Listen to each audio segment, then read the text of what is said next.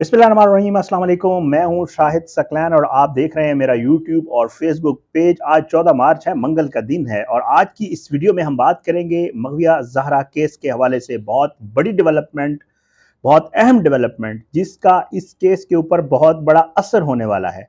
आज supreme court of Pakistan में एक डेवलपमेंट हुई है। जस्टिस काजी फायज ईसा की सरबराही में 3 रुकनी बेंच ने जो है एक समाअत की है और उसके ऊपर फैसला दिया है।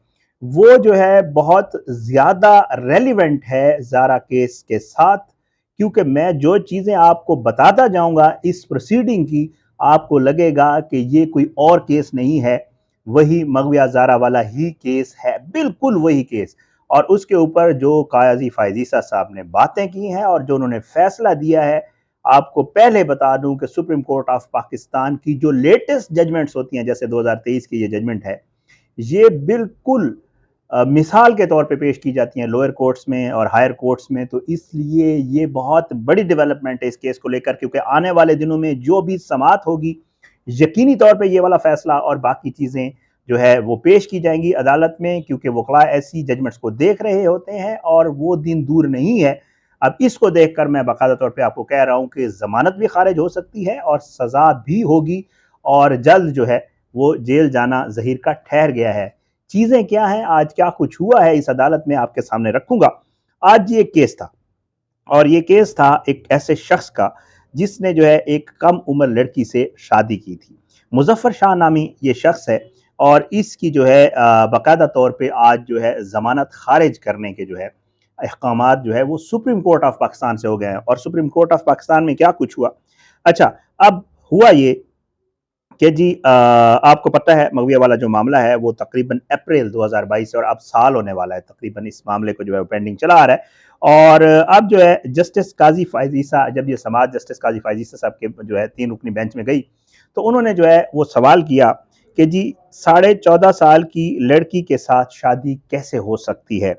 अच्छा, अब आपको भी पता है कि जी मुजफ्फर अली शाह के वकील ने कहा कि जी जो 16 साल से कम उम्र की लड़की से जो शादी है वो जुर्म है पाकिस्तानी कवानीन के मुताबिक। ये बाकायदा तौर पे जो शख्स जमानत करवाने आया था जो वकील, तो उससे जब जज साहब ने पूछा कि 14.5 साल से की कम उम्र लड़की से शादी कैसे हो सकती है, तो उसने कहा कि जी ये जुर्म है पाकिस्तान में, क्योंकि पाकिस्तान में एक कानून है कि बालिग लड़की से कम उम्र लड़की से अगर आप शादी करेंगे तो। अच्छा, इसमें बड़ी अजीब सी चीज़ जो ये एक वो देते हैं ना कि जी मेडिकल बोर्ड ने और मेडिकल सर्टिफिकेट आई थी, उसका भी आगे इसी केस में इसी हियरिंग में जवाब है। इसमें सारी चीज़ें बाकायदा क्लियर हो गई हैं। अच्छा, आगे चल के जी जज साहब ने कहा कि जी आप तो हैरान कुन तौर पे खुद कह रहे हैं कानून के मुताबिक कि आपके मुवक्किल ने जुर्म किया है। आप खुद कह रहे हैं कि जी 14 अपना कम उम्र लड़की से शादी जुर्म है।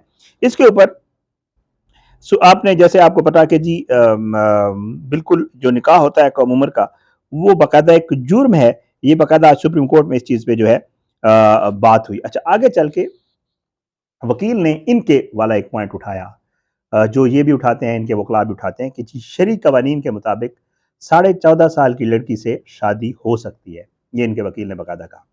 तो इस पर जस्टिस काजी फायज़ ने कहा, उसने कहा कि जी अगर आपको ये एतराज़ है, जो ये यहाँ पे पाकिस्तान में कानून मौजूद है कि कम उम्र लड़की से शादी नहीं हो सकती, अगर आपको इस चीज़ पे एतराज़ है और आप कह रहे हैं कि जी शरई कानून में ये चीज़ है, तो फिर आप पार्लियामेंट चले जाएँ, वहाँ जाके आप इस कानून में तरमीम करवा लें और अपने मुताबिक करवा लें जो आप कह रहे हैं। कानून जो है वो यही है कि कम उम्र लड़की से शादी नहीं होगी। अच्छा, जस्टिस काजी फायज़ साहब ने पूछा कि जनाब वकील साहब, आप उस शख्स की ज़मानत करवाने आए हुए हैं, ज़रा ये बताएं कि कम उम्र लड़की से शादी की सज़ा क्या है? ये पूछा बाकायदा तौर पे काजी फायज़ साहब ने। तो वकील ने खुद कहा कि जी अगर इस कानून को देखा जाए तो कम उम्र लड़की से शादी की सज़ा उम्र कैद है, उम्र कैद होगी, उम्र कैद ही इसकी सज़ा है जो कम उम्र लड़की से शादी की है। अब ये देखें, इसमें जो है अगर जुर्म साबित हो जाए तो इसकी सज़ा उम्र कैद है। और ज़हीर साहब पे भी अगर जुर्म, ज़ाहिर बात है, बच्ची छोटी है, वालिद जो बात कर रहे हैं उसकी बाकायदा सुप्रीम कोर्ट ऑफ पाकिस्तान ने आगे चल के तायीद की है। जो अली काज़मी बात कर रहे हैं उसकी इस केस में तायीद हुई है। दो चीज़ें, कम उम्र लड़की से शादी नहीं हो सकती, बाकायदा आज सुप्रीम कोर्ट ने कह दिया। दूसरा, अगर कर ली तो उम्र कैद की सज़ा है, जेल जाना पड़ेगा, ज़मानत नहीं मिलेगी, ज़मानत आज खारिज हुई है। तो 2-3 चीज़ें ये अली काज़मी वाले केस में क्लियर हो गई। तीसरा आपको थोड़ा समझाता हूँ मज़ीद आगे। अच्छा, उसके बाद जी जस्टिस काजी फैज़ ईसा ने फिर कहा उस शख्स से कि भाई साहब, आप ये कह रहे हैं कि कम उम्र लड़की से जो शादी है उसकी सज़ा उम्र कैद है, तो आप मुझे ये बताएं, आप लेके आ गए हैं कि जिस शख्स की ज़मानत दे दें। तो सुप्रीम कोर्ट ऑफ पाकिस्तान जब ये समझता है, जब आप खुद मानते हैं, जब ये कानून मौजूद है कि उम्र कैद सज़ा है, तो इसकी ज़मानत कैसे बनती है? आप ज़रा मुझे समझाएं। तो ज़ाहिर बात है वकील इसको नहीं वो कर सकता था। अच्छा, वकील ने जी एक और मौक़िफ़ दिया जो हैरानकुन तौर पे, आपको मैं आपको पहले कह चुका हूँ कि आपको ऐसा लगेगा जैसे अली काज़मी और वो ज़हीर का वकील खड़े होकर बात कर रहे हैं। अब वकील ने कहा, वो आपको देखा ना वो पीछे जो कह रहा है कि जी शरीक कानून, वो आपको लगेगा जीएम फारूकी साहब बात कर रहे हैं। अच्छा, वकील ने एक मौक़िफ़ दिया कि जी इसका हुआ था मेडिकल, इस लड़की का, और जो मेडिकल हुआ था, तो मेडिकल की जो रिपोर्ट है उसके मुताबिक लड़की की उम्र जो है वो 17 साल है ना? बिल्कुल मगविया वाले केस जिस तरह ये एक पॉइंट बनाते हैं कि जी उसने खुद की थी और निकाह हुआ है और शरीयत में है और मेडिकल की सर्टिफिकेट आई थी उसमें डॉक्टर ने 17 साल लिखा था, बिल्कुल आपको लगेगा हूबहू वही केस है, इसलिए तो मैं इस पे बात कर रहा हूँ। कहते हैं कि जी वकील ने मौक़िफ़ दिया कि मेडिकल रिपोर्ट के मुताबिक लड़की की उम्र 17 साल है। काज़ी फ़ायज़ ईसा साहब ने कहा कि जो बेफ़ार्म है, मेडिकल रिपोर्ट कब बनी है? वकील साहब ने कहा जी शादी के बाद मेडिकल हुआ है, जब लड़की की शादी हो गई और उसके बाद ये मसला हुआ और उसके बाद मेडिकल बोर्ड बना और उसने असेस किया कि लड़की की उम्र 17 साल है।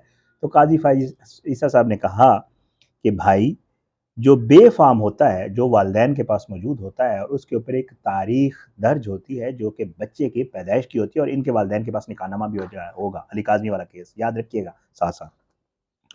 तो काज़ी फ़ायज़ साहब ने कहा कि जी बेफ़ार्म जो होता है वो शादी से पहले का होता है और वो एक मुसद्दक़ा दस्तावेज़ है, काज़ी फ़ायज़ साहब ने कहा। ये और ये सुप्रीम कोर्ट के जज कह रहे हैं।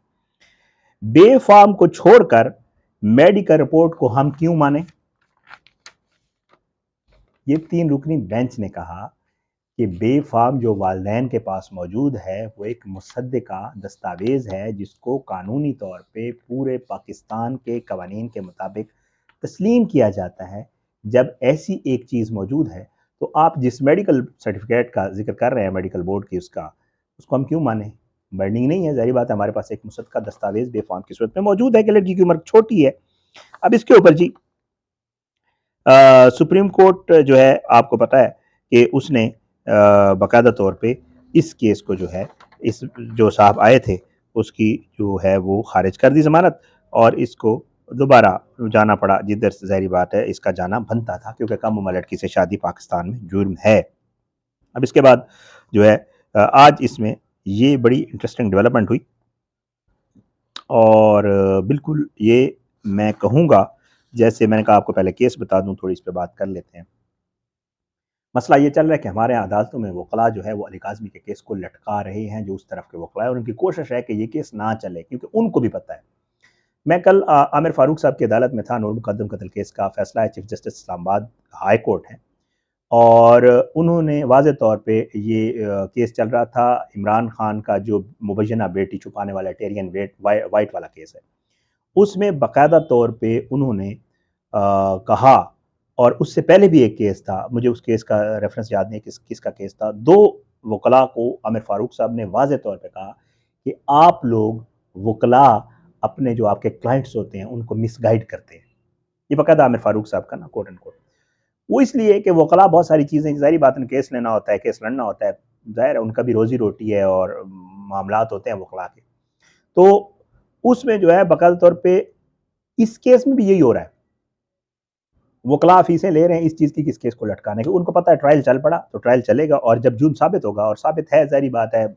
अच्छा, और एक और चीज़ मैं आपको क्लियर कर दूँ, अगर निकाह का, जैसे अली काज़मी साहब कहते हैं कि जी निकाह जेली है और निकाह जेली साबित हो गया तो फिर उसकी एक अलग सज़ा है, वो भी है।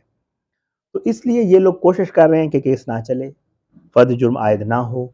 फ़र्द जुर्म आयद होगी तो ट्रायल होगा, ट्रायल हुआ तो चीज़ें साबित हो जाएँगी, साबित होगी तो सज़ा होगी और सज़ा उम्र कैद। मैं आपको बता चुका हूँ, सुप्रीम कोर्ट ऑफ पाकिस्तान कह रहे हैं, मैं नहीं कह रहा हूँ, किसी की ख्वाहिश नहीं है, ये बाकायदा तौर पे कानून मौजूद है, इसका आज बाकायदा तौर पे सुप्रीम कोर्ट एक डिसीजन दिया है और ये बाकायदा जजमेंट अब कोर्ट होगी।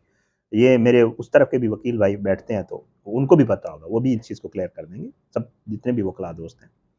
वो ये समझ उनको ये पता है कि ये जो जजमेंट्स होती हैं ये फिर मिसाल के तौर पे बाकायदा हर केस में जब आप जाएँ, कभी कोर्ट की कार्रवाई अगर किसी ने अटेंड की हो, हम तो करते हैं, तो उसमें ये होता है कि पीएलडी फलाना और फलाना और मतलब पूरी एक सुप्रीम कोर्ट की जजमेंट फ़लाँ और फ़लाँ वर्सेस फ़लाँ जो केस था उसमें ये हुआ था, तो उसकी वकील मिसालें देते हैं और इस केस की भी यकीनी तौर पे मिसालें आएँगी आने वाले दिनों में।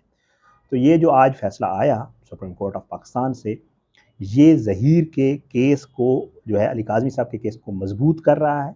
बाकायदा तौर पे इसके हवाले दिए जाएँगे, बताया जाएगा कि ये सुप्रीम कोर्ट ऑफ पाकिस्तान ने कहा है, मेडिकल सर्टिफ़िकेट के हवाले से, बेफ़ार्म के हवाले से, वालिदैन के मौक़िफ़ के हवाले से और फिर बच्ची का बयान भी ऊपर ज़ाहिर बात है वालिदैन के हक़ में है। तो आने वाले दिन ज़हीर और उसके सहूलतकारों के लिए मुश्किल हैं, क्योंकि ये वफ़ाक़ी शरई अदालत वाला उस दिन मैंने आपको बता दिया सुप्रीम कोर्ट से भी ये फ़ैसला आ गया। अब मैं किसी दिन जाऊँगा इधर ह्यूमन जो चाइल्ड राइट्स वाली है और जो अदालतें हैं, वहाँ पे जाके वहाँ से भी कुछ लेके आपकी खिदमत में पेश करूँगा, ताकि इनको आइडिया हो कि ये मामला किस तरफ जा रहा है। देर हो जाएगी, मेबी कोशिश भी है, ये करवा भी रहे हैं, बहुत सारे डिले हो रहे हैं, लेकिन अंधेर नहीं है, फ़ैसले भी आ रहे हैं और इसी तरह के फ़ैसले आगे भी मुतवक्किल हैं। अपनी दुआ इंशाअल्लाह अपनी दुआ में याद रखा करें। इजाज़त दें, इंशाअल्लाह वीडियो लंबी होगी। अगली किसी वीडियो में मज़ीद किसी इश्यू के साथ या इंशाअल्लाह इस इश्यू पे कोई डेवलपमेंट्स होंगी तो आपकी खिदमत में हाज़िर होंगे। आगे आने वाले दिनों में इस पे कुछ समाअतें भी हैं। तो इंशाअल्लाह इजाज़त दें, बस अपनी दुआ में याद रखा करें। अल्लाह पाकिस्तान कामयाब नासिर और इसके खिलाफ साज़िशें करने वालों को नेस्तनाबूद करे। अल्लाह ज़ालिमों को इबरत का निशान बनाए, मज़लूमों को इंसाफ़ मिले, अल्लाह सबको हिदायत दे और जो है दुआ किया करें। मेरे यूट्यूब चैनल को, फेसबुक को सब्सक्राइब करें, लाइक करें, शेयर किया करें अगर आप तक नहीं किया। इजाज़त दें, इंशाअल्लाह अगली वीडियो में मुलाकात होगी। पाकिस्तान ज़िंदाबाद। अल्लाह हाफ़िज़।